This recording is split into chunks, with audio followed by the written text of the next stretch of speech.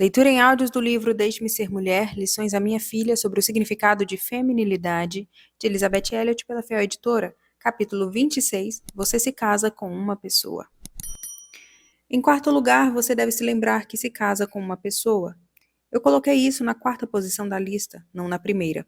Passei a tratar a palavra pessoa com bastante cautela nos últimos anos porque o termo passou a ser usado em excesso.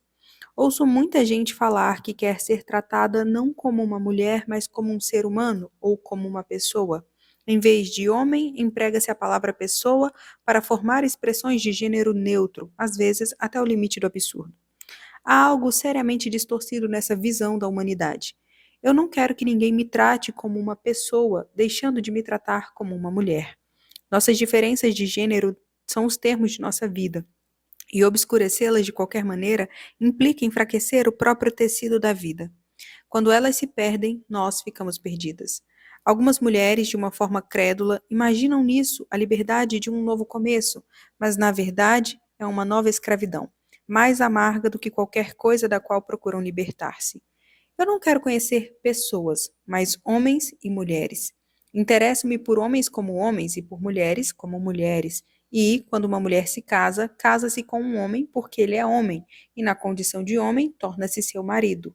Esta é a glória do casamento. Dois tipos de seres separados e distintos se unificam. Porém, depois de aceitá-lo como pecador, como homem e como marido, você ainda deve lembrar que se trata de uma pessoa. E como pessoa, ele tem um nome. Nada é mais infalível em revelar sua atitude para com outra pessoa do que o nome pelo qual você a chama. Há casais que não se chamam por nome algum. Já ouvi um marido fazer uma pergunta ou um comentário à sua esposa gritando de outro aposento sem usar qualquer forma de tratamento. Já ouvi esposas fazerem o mesmo, e já ouvi ambos os cônjuges se referirem um ao outro apenas pelo pronome de terceira pessoa. Parece-me que quem faz isso se esqueceu ou jamais reconheceu a pessoa com quem se casou. Seu cônjuge tornou-se um acessório. Há também aqueles que se chamam de mãe e pai. Isso funciona quando se fala do outro para os filhos, mas um homem chamar sua esposa de mãe é mortalmente revelador. A magia já abandonou esse casamento. Ele ainda é o amado dela ou se tornou seu garotinho? É um relacionamento que ainda está crescendo rumo à maturidade ou que está regredindo?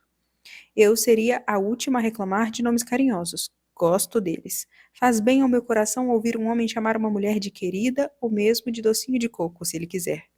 Mostra que ela é especial para ele.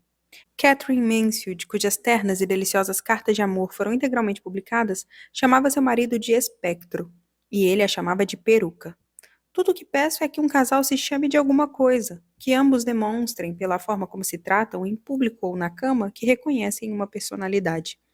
Uma das descobertas mais alegres da vida é que, ao reconhecermos, afirmarmos e confortarmos outra pessoa, vemo-nos reconhecidos, afirmados e confortados.